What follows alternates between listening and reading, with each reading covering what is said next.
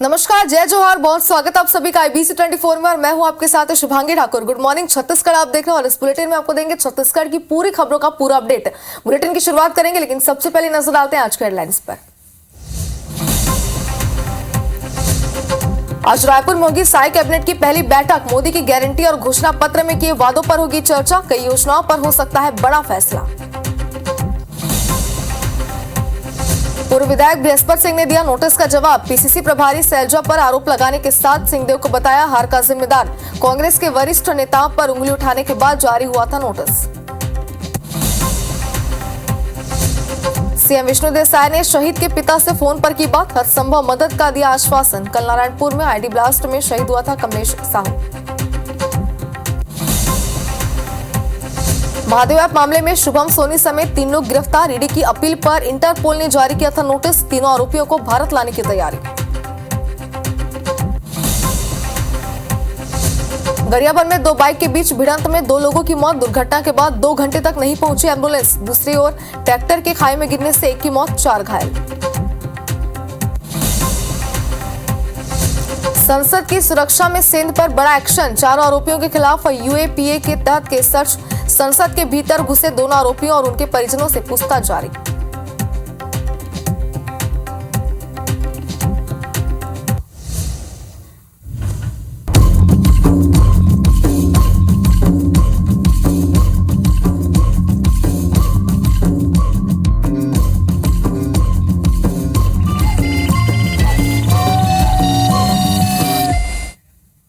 खबरें देखते हैं विस्तार से और बुलेटिन में सबसे पहले आपको महादेव ऐप से जुड़ी बड़ी खबर इस वक्त की दिखाते हैं, जहां शुभम सोनी, रवि उप्पल समेत 3 लोगों को गिरफ्तार किया गया है। तीसरे आरोपी का नाम अब तक सामने नहीं आया है।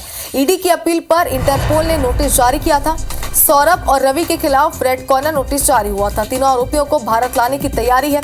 सोशल मीडिया में शुभम ने VM के करीबियों को रिश्वत देने का आरोप उसने लगाया था और 508 करोड़ रुपए देने का आरोप लगाया था। तो बड़ी खबर इस वक्त आपको दिखा रहे हैं और एक बड़ा अपडेट यहाँ पर सामने। हालांकि जो तीसरा आरोपी है उसका नाम अब तक सामने नहीं आया, लेकिन इस पूरी खबर को लेकर पल पल की अपडेट और सबसे तेज अपडेट IBC 24 पर आप तक लगातार पहुंचाते रहेंगे। तो बता दें कि शुभम सोनी ने एक वीडियो जारी किया था और पूर्व CM भूपेश बघेल के करीबियों पर रिश्वत लेने का आरोप उसने लगाया था। 508 करोड़ रुपए देने के आरोप लगाए गए थे, जिसके बाद इस पूरे मामले पर जांच पड़ताल जारी थी और जांच पड़ताल के बाद लगातार खुलासे हो रहे हैं, लगातार अपडेट इस पूरे मामले पर सामने आ रहा है। और इस वक्त भी एक बड़ा अपडेट यहाँ पर आपको बता रहे हैं कि शुभम सोनी, रवि उप्पल समेत 3 लोग इस पूरे मामले पर गिरफ्तार हुए हैं। और शपथ ग्रहण के बाद आज जो साई कैबिनेट की पहली बैठक होने जा रही है, बैठक में कई प्रस्तावों पर चर्चा होगी। मोदी की गारंटी और घोषणा पत्र के वादों पर चर्चा की जाएगी। आपको बता दें कि कई योजनाओं को लेकर कई बड़े फैसले भी हो सकते हैं और इस वजह से भी सभी की निगाहें पहले कैबिनेट की बैठक पर टिकी हुई है। आपको बता दें कि जो घोषणाएं प्रधानमंत्री नरेंद्र मोदी ने की थी, जो ऐलान किए थे, उन पर चर्चा की जाएगी और कई बड़े फैसले आज लिए जा सकते हैं, कई बड़े ऐलान भी हो सकते हैं। तो बता दें आपको कि महतारी वंदन योजना के प्रारूप पर चर्चा हो सकती है और इसी के साथ ही ऐसे ही कई अहम फैसले हैं जिनको लेकर के चर्चा होगी। कांग्रेस सरकार की योजनाओं को लेकर के भी समीक्षा की जाएगी, क्योंकि पहले ही भाजपा ने साफ तौर पर कह दिया था कि भूपेश सरकार की जो योजनाएं थी उन पर पहले समीक्षा की जाएगी, जिसके बाद उन पर विचार किया जाएगा। तो कई बड़े फैसले होंगे। 3100 रुपए में धान खरीदी की व्यवस्था पर भी आज निर्णय होगा। तो इस वजह से भी सभी की निगाह इस कैबिनेट की पहली बैठक पर टिकी हुई। लंबित धान बोनस पर भी बैठक में फैसला संभव है। महतारी वंदन योजना के प्रारूप पर भी चर्चा इस बैठक में संभव बताई जा रही है। कांग्रेस सरकार की योजनाओं की भी समीक्षा इस बैठक में हो सकती है।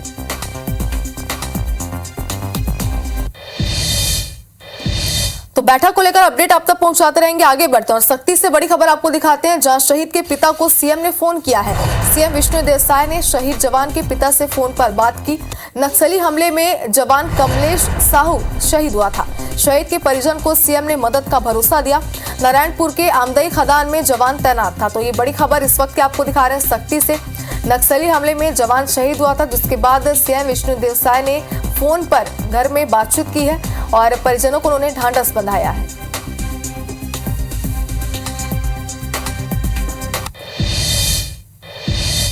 वहीं राजधानी रायपुर के साइंस कॉलेज मैदान में विष्णु देसाई ने मुख्यमंत्री पद की शपथ ली। वहीं अरुण साव और विजय शर्मा ने डिप्टी सीएम की शपथ ली है। प्रधानमंत्री नरेंद्र मोदी, गृह मंत्री अमित शाह, योगी आदित्यनाथ, नितिन गडकरी, पूर्व मुख्यमंत्री डॉक्टर रमन सिंह और भूपेश बघेल समारोह में शामिल है, जिसकी तस्वीरें भी आप स्क्रीन पर देख सकते हैं। और निष्ठा रखूंगा मैं भारत की प्रभुता और अखंड। तो छत्तीसगढ़ में तारीख दर तारीख कब मुख्यमंत्रियों ने पद और गोपनीयता की शपथ ली है। आप एक साथ 6 तस्वीरें देख रहे हैं। 9 नवंबर 2000 अजीत जोगी बने छत्तीसगढ़ के सीएम। 7 दिसंबर 2023 रमन सिंह का पहला शपथ ग्रहण हुआ। 12 दिसंबर 2008 रमन सिंह ने दूसरी बार शपथ ली। 12 दिसंबर 2013 में रमन सिंह ने तीसरी बार शपथ ग्रहण की थी और 17 दिसंबर 2018 को भूपेश बघेल ने सीएम पद की शपथ ली। 13 दिसंबर 2023 यानी कि कल विष्णु देसाई ने शपथ ली है। राज्यपाल विश्वभूषण हरिचंदन ने विष्णु देसाई को सीएम पद की शपथ दिलाई। तो ये 6 तस्वीरें आपको टीवी स्क्रीन पर दिखा रहे हैं। छत्तीसगढ़ का ये पूरा इतिहास है। 9 नवंबर 2000 से आपको तस्वीरें लगातार टीवी स्क्रीन पर दिखा रहे हैं। रमन सिंह और पूर्व मुख्यमंत्री भूपेश बघेल भी आपको इन तस्वीरों में शपथ लेते हुए नजर आ रहे हैं। जिसके बाद कल की अगर बात करें तो कल प्रदेश के नए सीएम विष्णु देसाई ने शपथ ली है। और छत्तीसगढ़ में नेता प्रतिपक्ष का फैसला कांग्रेस के राष्ट्रीय अध्यक्ष करेंगे। बुधवार को राजधानी स्थित कांग्रेस कार्यालय में हुई कांग्रेस विधायक दल की बैठक में यह प्रस्ताव पास किया गया। बैठक में पीसीसी पर्यवेक्षक अजय माकन, प्रदेश प्रभारी कुमारी सैलजा, पूर्व सीएम भूपेश बघेल, पूर्व डिप्टी सीएम टीएस सिंहदेव और पीसीसी चीफ दीपक बैच समेत कई वरिष्ठ नेता भी मौजूद रहे। बैठक के बाद अजय माकन ने बताया कि मीटिंग में विधायकों से 1-to-1 चर्चा की गई है और बहुत जल्द कांग्रेस विधायक दल के नेता का नाम भी घोषित हो जाएगा। इधर बताया जा रहा है कि पूर्व विधानसभा अध्यक्ष चरणदास महंत को नेता प्रतिपक्ष बनाया जा सकता है। साथ ही खरसिया से विधायक उमेश पटेल का भी नाम चर्चा में है।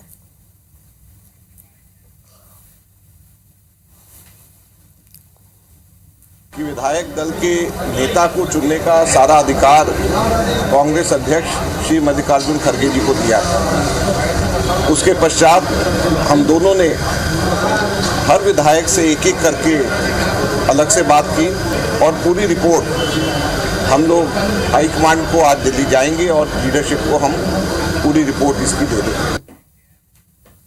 और छत्तीसगढ़ में कांग्रेस को मिली करारी हार के बाद मचा बवाल थमने का नाम नहीं ले रहा है। पूर्व विधायक बृहस्पति सिंह ने हार के बाद दिए बयान पर मिले नोटिस का जवाब दे दिया है, जिसमें उन्होंने अपने बयान को जायज ठहराते हुए पार्टी की हार के लिए टीएस सिंहदेव और प्रदेश प्रभारी कुमारी सैलजा को जिम्मेदार ठहराया।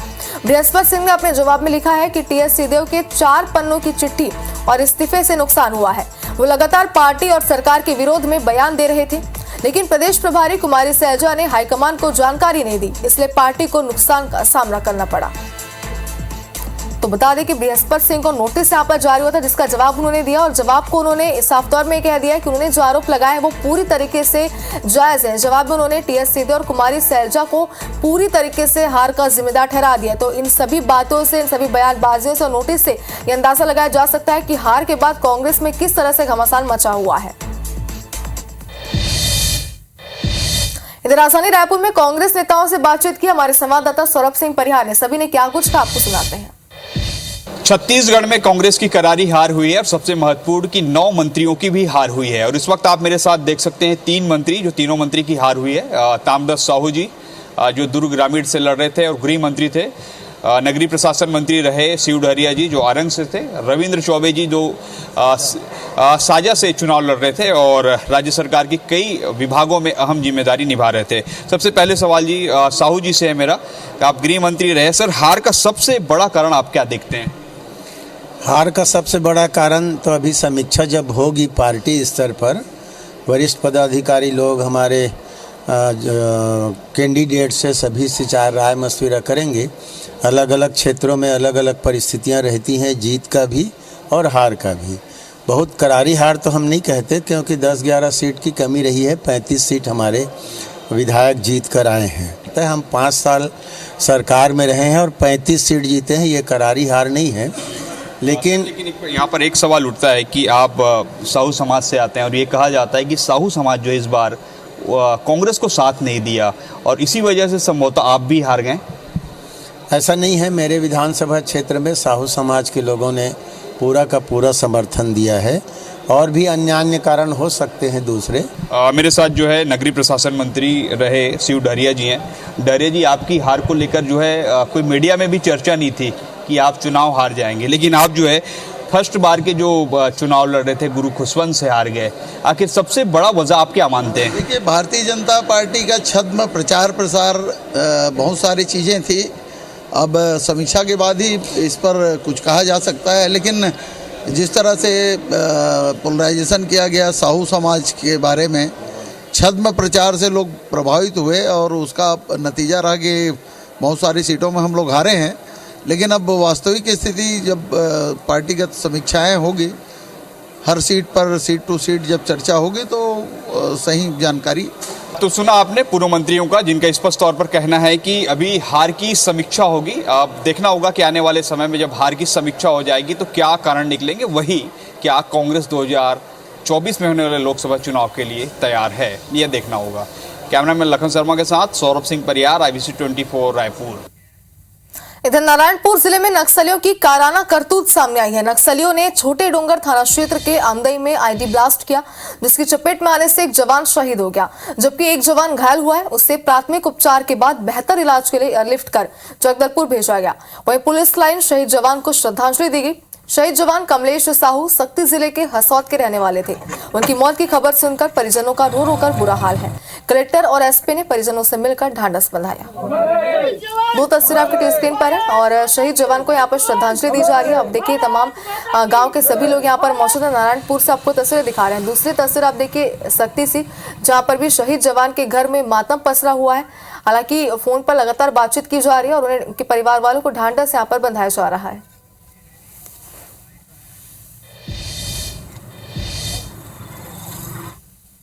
देखिए, कभी भी मोदी बैकफुट में रहते हैं, उसी दौरान इस प्रकार के घटनाक्रम का अंजाम देकर अपने एक उपस्थिति दर्ज कराने के लिए इलाका में एक भयभीत वातावरण निर्मित करने के लिए उनका द्वारा कोशिश की जाती है।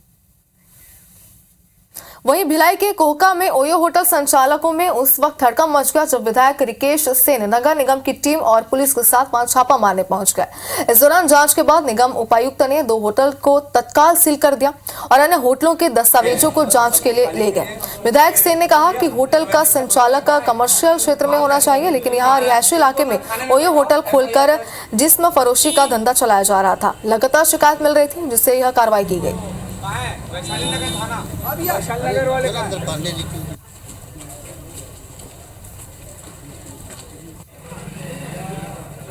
ये जो है हमारे क्षेत्र के लिए नासूर बना हुआ था, जिसको आज शुरुआत हो गई है।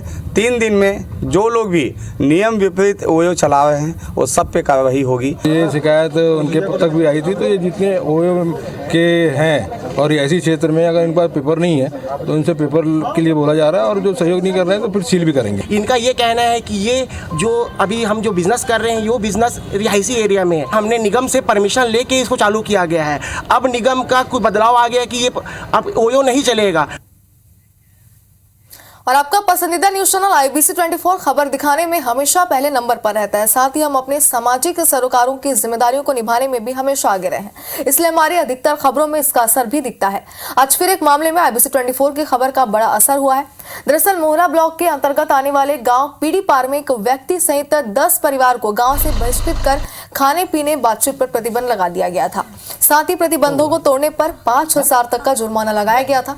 वहीं बहिष्कृत परिवार ने IBC 24 के माध्यम से प्रशासन से न्याय की गुहार लगाई थी, जिसको IBC 24 ने प्रमुखता के साथ दिखाया था।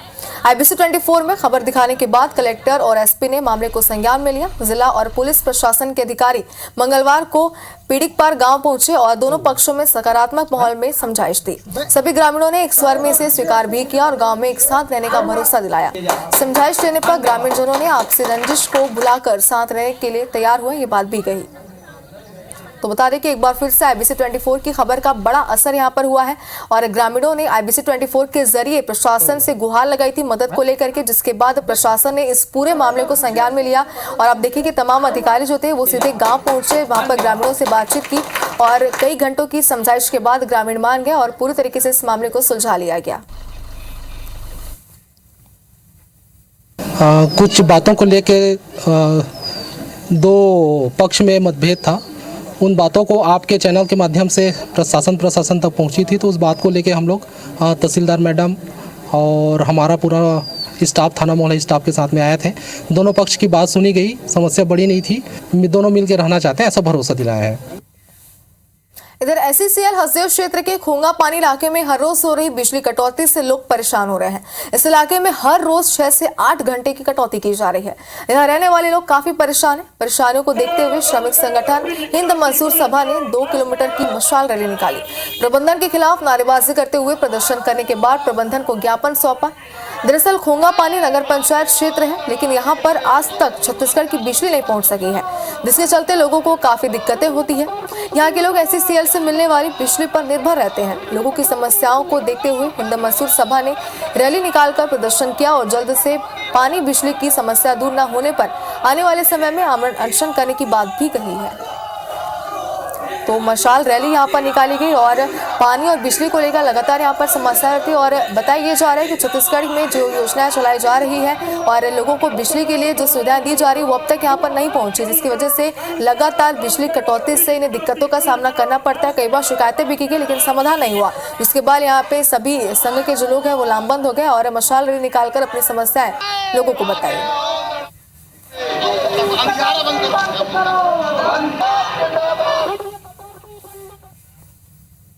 परीक्षा का समय बच्चों की पढ़ाई प्रभावित हो रही है।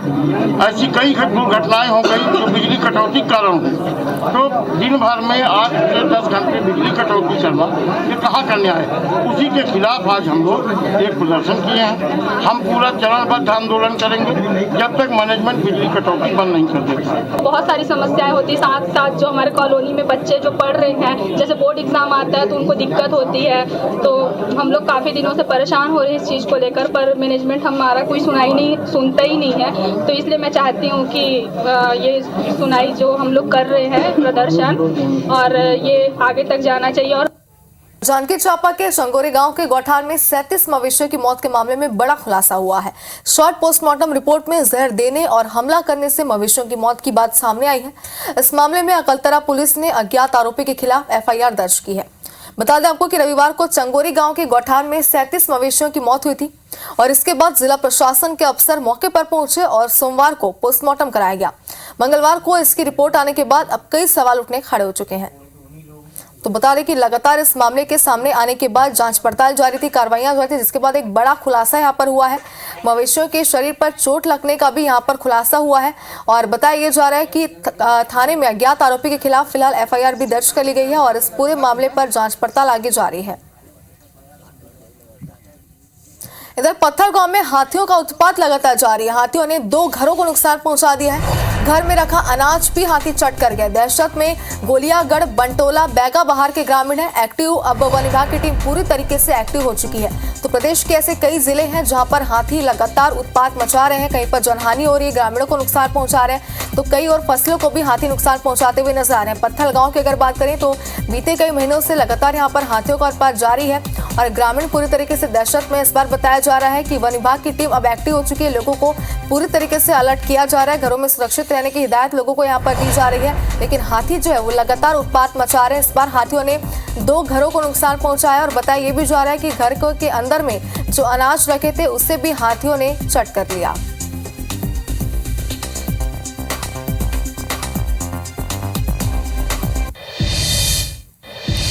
और इसी के साथ गुड मॉर्निंग छत्तीसगढ़ में फिलहाल इतना ही, लेकिन आगे देखते हैं छत्तीसगढ़ी भाषा में 10 बड़ी खबरें दनादन 10 में।